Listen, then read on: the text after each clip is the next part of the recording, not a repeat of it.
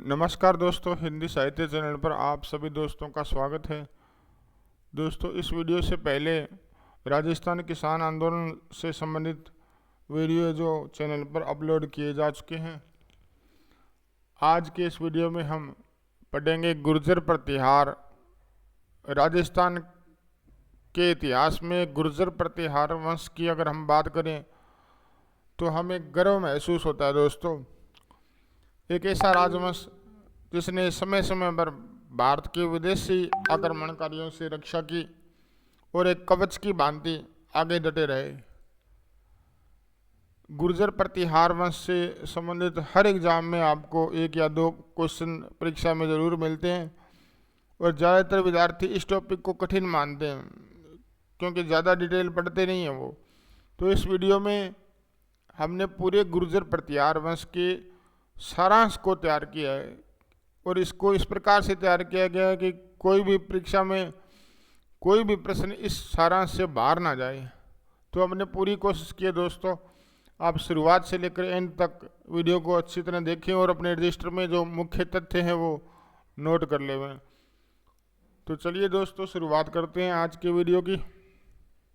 गुर्जर प्रतिहार वंश, सबसे पहले इसका सामान्य परिचय कि गुर्जर प्रतिहार आखिरकार ये वंश का नाम क्यों पड़ा।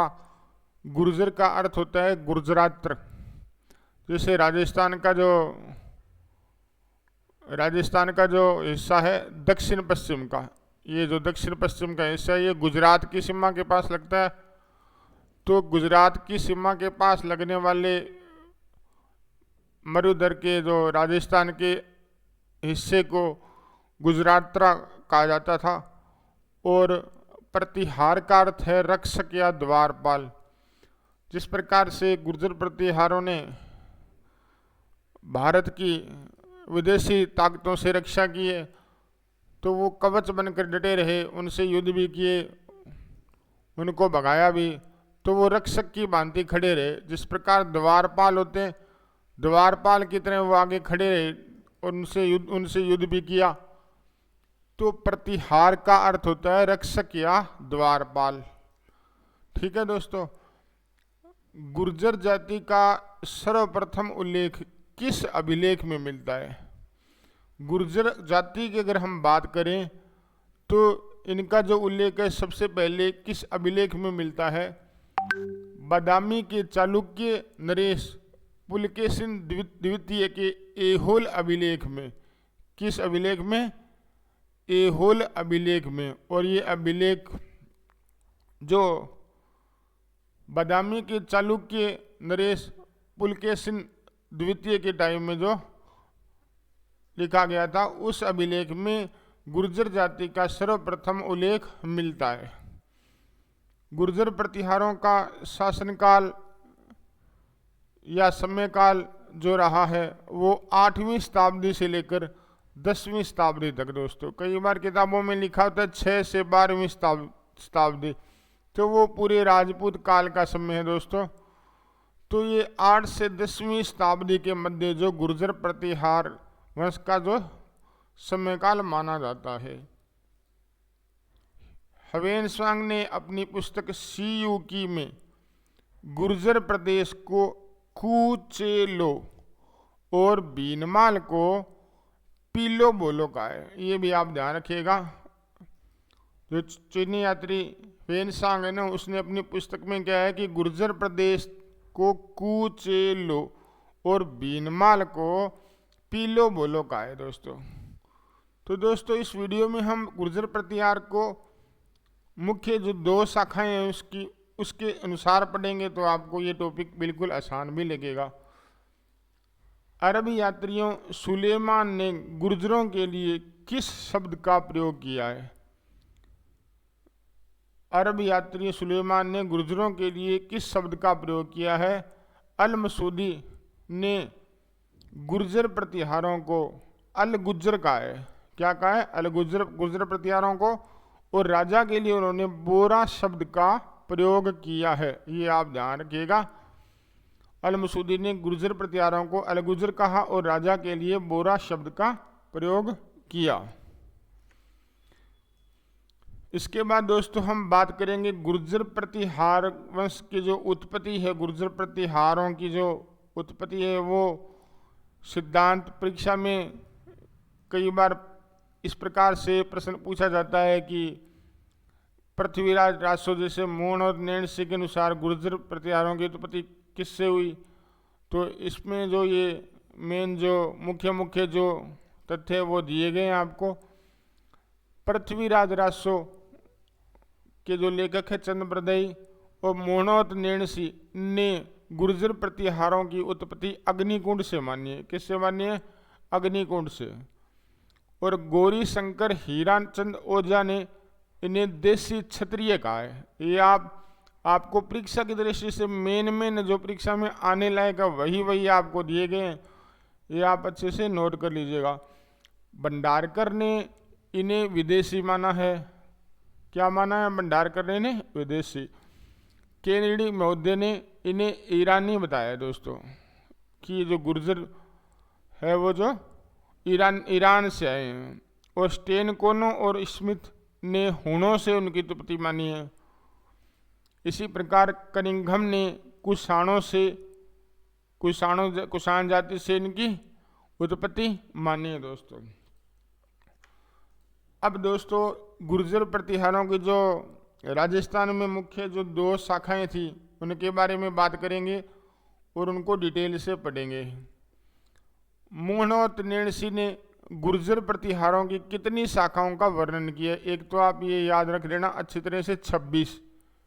कितनी शाखाओं का वर्णन किया? 26, जिसमें मंडोर सबसे प्राचीन है। मंडोर जोधपुर में है ना, मंडोर सबसे प्राचीन है। इनकी जो शाखा है, जो मंडोर की शाखा और भीनमाल की शाखा, ज़्यादातर राजस्थान से संबंधित जो भी एग्जाम होते हैं उनमें इन 2 शाखाओं से क्वेश्चन पूछे जाते हैं दोस्तों। इसके अलावा भी 24 शाखाएं हैं, लेकिन मुख्य 2 शाखाएं हैं। और एक आप विशेषकर नोट कर लीजिएगा, या आपसे एक प्रश्न पूछता हूं दोस्तों, उसका उत्तर आप कमेंट बॉक्स में जरूर देना कि गुर्जर प्रतिहार है, गुर्जर प्रतिहारों की कुल देवी का नाम क्या है? गुर्जर प्रतिहारों की कुल देवी का नाम क्या है? इसका उत्तर आप कमेंट बॉक्स में जरूर देवें दोस्तों। तो मोहनोत नैणसी ने गुर्जर प्रतिहारों की 26 शाखाओं का वर्णन किया, जिसमें मुख्यतः मंडोर की शाखा और भीनमाल की शाखा। तो सबसे पहले हम पढ़ेंगे मंडोर की शाखा। सबसे प्राचीन जो शाखा है गुर्जर प्रतिहारों की वो मंडोर की शाखा है दोस्तों। गुर्जर प्रतिहारों का प्रारंभिक केंद्र माना जाता है मंडोर। कौन सा? मंडोर। प्रतिहारों का आदि पुरुष माना जाता है, प्रतिहार वंश का आदि पुरुष माना जाता है हरिश्चंद्र को। तो ये शुरुआत में जो राजा हुए हरिश्चंद्र, इनको प्रतिहार वंश का आदि पुरुष माना जाता है। प्रतिहारों के संस्थापक हरिश्चंद्र का उपनाम क्या था? रोहिलिद्दी। जो इनका नाम है रोहिलिद्दी, ये विद्वान होने के कारण इनको जो उपाधि मिली थी रोहिलिद्दी नाम से। हरिश्चंद्र राजा की 2 पत्नियां थी, भद्रा जो क्षत्रिय थी और द्विजात्मा जो ब्राह्मणी थी।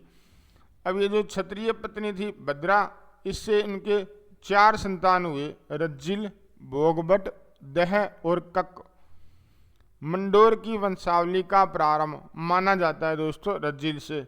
यहाँ पे आपको बिल्कुल ही भ्रमित नहीं होना दोस्तों, बार बार ये प्रश्न आपको परेशान करेगा।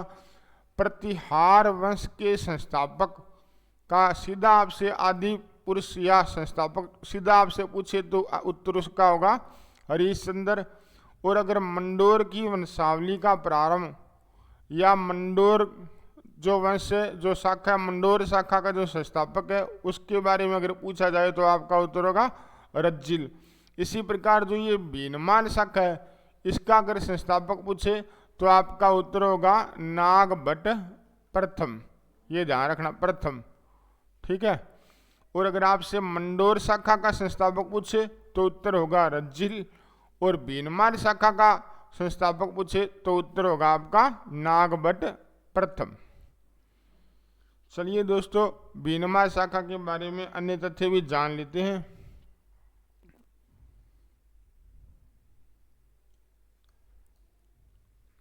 सर्वप्रथम मंडोर को राजधानी बनाकर राजसूय यज्ञ करने वाला प्रतिहार शासक कौन था?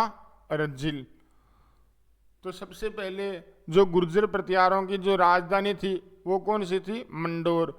और इसको राजधानी किसने बनाया था? रज्जिल, जो कि हरिश्चंद्र का बेटा था। रोहिष्कूप, ये जो रोहिष्कूप है दोस्तों ध्यान रखना, ये जोधपुर में स्थान है। रोहिष्कूप नगर है ये, में महामंडलेश्वर महादेव का मंदिर बनवाया। किसने बनवाया था? रज्जिल ने। जो आपको तथ्य दिए गए दोस्तों वो भी क्रम वाइज मैंने सेट किए ताकि आपको बार बार पढ़ने से याद भी हो जाए। और रज्जिल के दरबार में उपस्थित ब्राह्मण जिसने रज्जिल को राजा की उपाधि दी थी, किसकी उपाधि दी थी? राजा की। उसका नाम क्या था?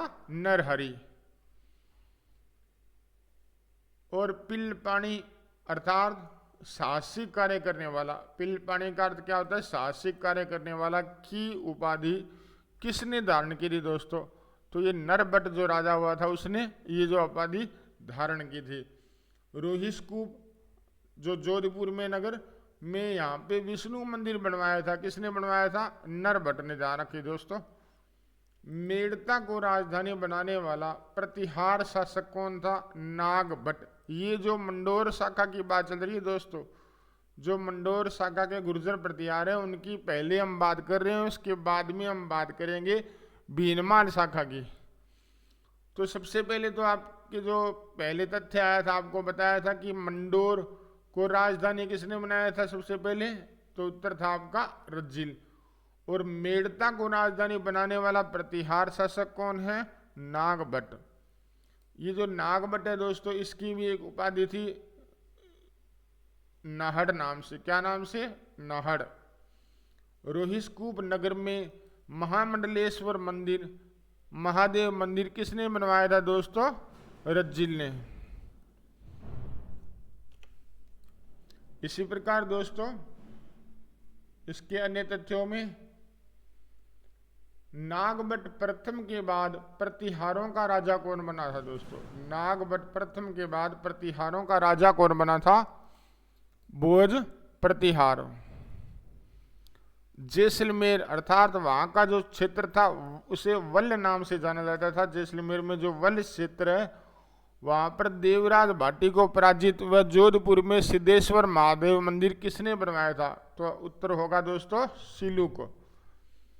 प्रतिहारों में एकमात्र शासक जो वीणा वादक था, जोट प्रतिहार दोस्तों। क्या नाम था? जोट प्रतिहार, जो कि एकमात्र शासक जो वीणा वादक था। और एक और था जो शासक था वो ककुक था, वो आगे नाम आएगा दोस्तों ककुक, वो व्याकरण का ज्ञाता था, ध्यान रखिएगा। 837 ईस्वी में मंडोर के विष्णु मंदिर में जोधपुर प्रशस्ति किस शासक ने लगवाई? बाउक ने दोस्तों। 861 में घटियाला के 2 शिलालेख उत्कीर्ण करवाए थे, किसने करवाए थे? ककुक ने। दोस्तों ये जो मंडोर शाखा का जो कर्ण है वो ककुक है, ध्यान रखिएगा, क्योंकि दानवीरता में माहिर था, ये काफी दान किए थे उसने, काफी शिलालेख भी उत्कीर्ण करवाए थे। अपनी दानी प्रवृत्ति के कारण अद्योतन सूरी ने किसे अपने ग्रंथ कुवल्यमाला में प्रतिहार वंश का कर्ण कहा है? तो ये जो प्रतिहार वंश का कर्ण दोस्तों ध्यान रखिएगा ककुक था। कौन था? ककुक, है ना, ककुक। 1395 ईस्वी में इंदा प्रतिहार ने मंडोर दुर्ग जो अपनी बेटी की शादी में चुंडा राठौड़ को सौंप दिया था मुगलों से रक्षा के कारण। मुगलों से बचाने के लिए जो इंदा प्रतिहार था उसने मंडोर दुर्ग अपनी बेटी की शादी में चुंडा राठौड़ को सौंप दिया था। प्रतिहार वंश की मंडोर शाखा का दानवीर शासक ककुक था, इसे मंडोर शाखा का कर्ण कहा जाता है दोस्तों। भीनमार शाखा का कर्ण भी आगे आएगा, अभी आप इसका ध्यान रखिएगा। यशोवर्धन प्रतिहार वंश की मंडोर शाखा का एकमात्र शासक था जिन्होंने भागवत धर्म को संरक्षण देते हुए शहर में सर्वाधिक कुएं और तालाबों का निर्माण करवाया था। दोस्तों ये तथ्य भी आप अच्छे से तैयार कर लेना। क्या नाम था? यशोवर्धन, जिसने मंडोर शाखा का एकमात्र जो शासक था जिसने भागवत धर्म को संरक्षण देते हुए शहर में सर्वाधिक कुएं और तालाबों का निर्माण करवाया। अब दोस्तों हम पढ़ेंगे भीनमाल शाखा के बारे में। इससे पहले हमने जितने भी जो महत्वपूर्ण तथ्य थे, फैक्ट थे मंडोर शाखा से संबंधित, वो सभी हमने कर लिए दोस्तों। अब हम पढ़ेंगे भीनमाल शाखा को। इस शाखा को रघुवंशी प्रतिहार शाखा भी कहते हैं दोस्तों। इसका अन्य नाम है वो रघुवंशी प्रतिहार शाखा। कोई भी तथ्य दोस्तों मैंने छोड़ा नहीं है, ताकि आप इनको अगर सीधा रट भी लोगे तो भी आपका कोई भी प्रश्न जो गलत नहीं होगा। नागभट्ट प्रथम ने भीनमाल को चामुंडों से जीता था। किससे जीता था? चामुंडों से। और इसे अपनी राजधानी बनाया। किसको? भीनमाल को। तो भीनमाल जो शाखा है इसमें भीनमाल को राजधानी किसने बनाया था? नागभट्ट प्रथम ने।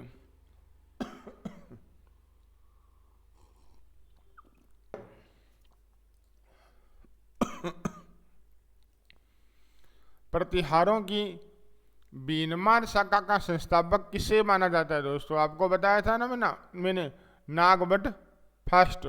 इससे पहले जो मंडोर जो शाखा थी उनके जो संस्थापक थे वो कौन थे दोस्तों? आपको बताया था रज्जिल। और इसमें पूछा गया है कि प्रतिहारों की भीनमाल शाखा का संस्थापक, तो उत्तर होगा नागभट्ट प्रथम। अच्छे से याद कर लीजिएगा। जालोर, अवंती, कन्नौज के प्रतिहार वंश का संस्थापक कौन माना जाता है दोस्तों? नागभट्ट प्रथम। नागभट्ट प्रथम ने भीनमाल के बाद अपनी दूसरी राजधानी किसे बनाया था? अवंती अर्थात उज्जैन को। ये भी महत्वपूर्ण तथ्य दोस्तों। पहले तो इसने भीनमाल को चामुंडों से जीतकर उसे अपनी राजधानी बनाया, उसके बाद दूसरी राजधानी किसे बनाया था? अवंती उज्जैन को। नागभट्ट प्रथम को दोस्तों नागावलोक भी कहते थे, और इसका दरबार था वो नागावलोक दरबार कहलाता था। नारायण, जो कि ग्वालियर प्रशस्ति में कहा गया, उन्हें मलेच्छों का नाशक, इंद्र के दम्भ को नाश करने वाला कहा गया है। किसको कहा गया दोस्तों? नागभट्ट प्रथम को।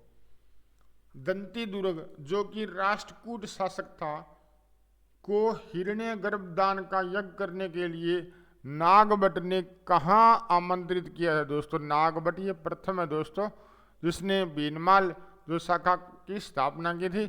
कहाँ आमंत्रित किया था? उज्जैन में दोस्तों। कहाँ पर? उज्जैन में। प्रतिहार वंश का वास्तविक जो संस्थापक है, प्रतिहार वंश की नींव डालने वाला शासक कहलाता है दोस्तों वत्सराज। जो भीनमाल शाखा में जो प्रतिहारों में वास्तविक अगर संस्थापक की हम बात करें, या इस प्रकार से प्रश्न पूछा जाए दोस्तों, तो आपका वत्सराज होगा। ध्यान रखिएगा। रणहस्तिन यानी युद्ध का हाथी, जयवराह, ब्राह्मण दुग्गिल द्वारा ये उपाधि इनको दी गई थी। कौन सी? जयवराह। उपाधि किस प्रतिहार शासक को दी गई थी? कौन सा? इसका जो सही उत्तर है इसका दोस्तों वत्सराज। तो रणहस्तिन की जो उपाधि और जयवराह की जो उपाधि थी वो वत्सराज को दी गई थी दोस्तों। चलिए दोस्तों वत्सराज के बारे में और भी जो महत्वपूर्ण फैक्ट है उनके बारे में जान लेते हैं।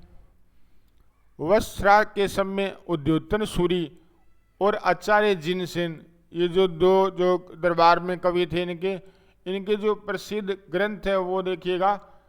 जो उद्योतन सूरी है उनका जो ग्रंथ है वो कुल्यमाला है ना, और जो आचार्य जिनसेन जैन धर्म के उनका जो ग्रंथ है हरिवंश पुराण। और ये किसके समय लिखे गए थे? वत्सराज के समय दोस्तों। ध्यान रखिएगा। वत्सराज के समय वली प्रबंध अभिलेख लिखा गया। दो तो ये ग्रंथ है जो इंपॉर्टेंट है वत्सराज के टाइम के। एक ये वली प्रबंध अभिलेख था जिसमें सती प्रथा, नियोग प्रथा समयवर प्रथा की जानकारी मिलती है दोस्तों। ऐसा कौन सा अभिलेख जो गुर्जर प्रतिहार काल में लिखा गया था जिसमें सती प्रथा, नियोग प्रथा के बारे में जानकारी मिलती है? तो आपका उत्तर होगा वली प्रबंध अभिलेख, जो कि वत्सराज के समय लिखा गया। त्रिकोणीय संघर्ष की शुरुआत किस शासक के समय में से मानी जाती है दोस्तों? तो गुर्जर प्रतिहार वंश के समय जो त्रिकोणीय संघर्ष हुआ था दोस्तों, तो त्रिकोणीय संघर्ष हुआ था जो यहाँ तो ये जो गुर्जर प्रतिहार और इधर पूर्व की तरफ पाल वंश और इधर जो दक्षिण की तरफ राष्ट्रकूट वंश। कौन सा? राष्ट्रकूट वंश। इन तीनों में कन्नौज को लेकर जो एक व्यापारिक या सामरिक दृष्टि से महत्वपूर्ण कन्नौज नगर था, उस पर कब्जा करने के लिए ये तीनों जो गुट है वो जो आपस में लड़ते रहते थे, तो ये त्रिकोणीय संघर्ष था। तो इसकी जो शुरुआत है किसके समय से मानी जाती है? वत्सराज के समय से। त्रिकोणीय संघर्ष की शुरुआत किस शासक के समय से मानी जाती है? वत्सराज के समय से। अगर ये पूछा जाए कि त्रिकोणीय संघर्ष की समाप्ति किस शासक के दौरान हुई, तो नागभट्ट द्वितीय। कन्नौज के शासक इंदिरा युद्ध को हराकर कन्नौज पर अधिकार कर लिया दोस्तों, है ना, जो नागभट्ट द्वितीय ने। और राष्ट्रकूट ध्रुव फर्स्ट, जो ध्रुव प्रथम राष्ट्रकूट जो शासक था, इसने वत्सराज को पराजित करने का उल्लेख किन अभिलेखों में मिलता है? ये जो अभिलेख है राधनपुर और वनी डिंडोरी अभिलेख है दोस्तों। अब ये दोस्तों ध्यान रखिएगा थोड़ा, यहाँ पर जो था कि कन्नौज के इसकी अगली लाइन है, परम बटारक और महाराजा धीराज और परमेश्वर की उपाधि किसने धारण की थी? नागभट्ट जो द्वितीय। कन्नौज को जीतकर राजधानी किसने बनाया था दोस्तों? नागभट्ट द्वितीय। ये भी तथ्य आप नोट करिएगा दोस्तों। उज्जैन को राजधानी बनाया था वो तो नागभट्ट प्रथम था, और कन्नौज को जीतकर राजधानी बनाया नागभट्ट द्वितीय था। ये दोनों फैक्ट आप इकट्ठे नोट कर लीजिएगा। दानशीलता व कन्यादान के कारण नागभट्ट द्वितीय को कर्ण की उपाधि दी गई, जिसका उल्लेख मिलता है दोस्तों ग्वालियर प्रशस्ति में। नागभट्ट द्वितीय को कर्ण की उपाधि दी गई दानशीलता व कन्यादान के कारण। तो दोस्तों आपको बताया था कि जो एक तो ये नागभट्ट द्वितीय, ये तो जो बीनमाल शाखा कर्ण है, बीनमाल जो शाखा है उसका कर्ण है। और अगर मंडोर शाखा का कर्ण पूछे तो आपको बताया था मैंने कक्कुक। क्या नाम है उसका? कक्कुक। नागभट्ट द्वितीय था, इसने गंगा में जल समाधि ले ली थी दोस्तों, जिसका उल्लेख प्रभावक चरित्र जो चंद्रप्रभ सूरी द्वारा लिखा गया था, इसमें इसका उल्लेख मिलता है। नागभट्ट द्वितीय के बाद प्रतिहार वंश का शासक कौन बना दोस्तों? रामभद्र। रामभद्र बना था दोस्तों। और प्रतिहारों का पितृहंता शासक किसे कहा गया है? मिहिर भोज को। ये मिहिर भोज का पिता था रामभद्र, इसकी हत्या करके ये मिहिर भोज जो शासक बना था दोस्तों। इसलिए प्रतिहार वंश में पितृहंता शासक किसे कहा गया है? मिहिर भोज को। अब देखिएगा दोस्तों, प्रतिहार वंश का वह शासक जिसके समय प्रतिहारों की शक्ति अपने चरम पर थी, किसके समय में थी दोस्तों? मिहिर भोज के समय में। मिहिर भोज ने कौन सी उपाधियां धारण की थी? आदिवराय की। ये जो आदिवराय की उपाधि ने दी गई थी, इसका उल्लेख कहाँ मिलता है? ग्वालियर प्रशस्ति में। ये अभिलेख का भी थोड़ा ध्यान रखना। प्रभास पाटन की उपाधि इनको दी गई थी, इसका उल्लेख मिलता है दौलतपुर अभिलेख में। किस अभिलेख में मिहिर भोज को संपूर्ण पृथ्वी को जीतने वाला बताया गया है? ये जो यूपी का अभिलेख था, बगरमा अभिलेख दोस्तों। ये भी अच्छा क्वेश्चन था दोस्तों, इसलिए आपको बता दिया गया। अरब यात्री सुलेमान ने किसे इस्लाम का शत्रु, इस्लाम की दीवार और अरबों का अमित्र कहा है दोस्तों? किसको कहा है? मिहिर भोज को। मिहिर भोज ने राष्ट्रकूट वंश के कृष्ण तृतीय को हराकर कन्नौज पर पूरी तरह से अधिकार कर लिया था। किसको हराया था? कृष्ण तृतीय को। निर्भय नरेश, रघुकुल चूड़ामणि, निर्भय राज या महेंद्र युद्ध नामक उपाधियां किसने धारण की थी दोस्तों? महेंद्र पाल प्रथम ने। महेंद्र पाल के गुरु यानी उनके जो दरबार में साहित्यकार थे उनका क्या नाम था? राजशेखर दोस्तों। और इससे जुड़ी जो पुस्तकें, जो ग्रंथ है, वो भी काफ़ी इंपॉर्टेंट है परीक्षा की दृष्टि से। राजशेखर की जो रचनाएं हैं, कर्पूर मंजरी, ये राजशेखर की पत्नी ने इनको कहकर इस ग्रंथ की रचना करवाई थी। कौन सी? कर्पूर मंजरी। बाल रामायण, बाल भारत अर्थात प्रचंड पांडव, और काव्य मीमांसा और हरविलास, ये ग्रंथ है जो राजशेखर के द्वारा लिखे गए थे दोस्तों। और किसके दरबार में थे? तो महेंद्र पाल प्रथम, महेंद्र पाल प्रथम, है ना। तो दोस्तों इसके बाद आगे के जो महत्वपूर्ण तथ्य है, बीएन पाठक ने अंतिम महान हिंदू शासक किसे कहा है दोस्तों? महेंद्र पाल को। बीएन पाठक के अनुसार पूछा गया है अंतिम महान हिंदू शासक महेंद्र पाल। राजशेखर ने किसे आर्यावर्त का महाराजाधिराज कहा है दोस्तों? महिपाल प्रथम। प्रतिहारों का पतन किस शासन में होना शुरू हो गया था दोस्तों? महिपाल प्रथम के समय। महिपाल प्रथम की उपाधियां दोस्तों विनायक पाल, हेरंब पाल, रघुकुल मुकुट मणि, ये उपाधियां हैं जो महिपाल प्रथम ने धारण की थी। अरबी यात्री अलमसुदी किस शासक के समय भारत आया था दोस्तों? महिपाल प्रथम के समय। अरबी यात्री मिहिर बोझ के समय आया था सुलेमान। तो प्रतिहारों में जो दो अरबी यात्रियों की जो बात होती है दोस्तों, ये ध्यान रखिएगा। एक तो अलमसूदी है, वो तो महिपाल प्रथम के समय आया, और मिहिर बोझ के समय आया था सुलेमान, है ना। इन दोनों को अच्छी तरह से याद कर लीजिएगा। 1018 ईस्वी में मोहम्मद गजनवी के कन्नौज आक्रमण के समय गुर्जर प्रतिहार वंश का शासक कौन था दोस्तों? राज्यपाल। अगर आपसे ये प्रश्न पूछा जाए कि प्रतिहार वंश का अंतिम शासक था, आपका उत्तर होगा यशपाल। जैसे ABC के अंदर लास्ट में XYZ होता है ना दोस्तों, तो Z पर तो किसी का नाम नहीं होगा, Y पर यशपाल। तो इस प्रकार थोड़ा आपको याद रखना है कि गुर्जर प्रतिहार वंश का जो अंतिम शासक था यशपाल। प्रतिहार साम्राज्य का पतन हुआ दोस्तों 1093 ईस्वी में गहड़वाल वंश ने कन्नौज को जीतकर प्रतिहारों का साम्राज्य समाप्त कर दिया था दोस्तों। तो इस प्रकार जो गुर्जर प्रतिहार वंश है वो कंप्लीट हुआ दोस्तों। मैंने पूरी कोशिश की है कि इनके जो भी तथ्य हैं परीक्षा में आने लायक उनको पूरा करवाने की कोशिश की दोस्तों।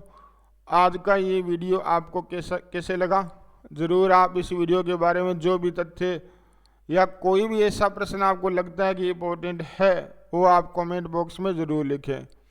धन्यवाद दोस्तों, जल्द मिलेंगे नई वीडियो के साथ। जय हिंद, जय भारत।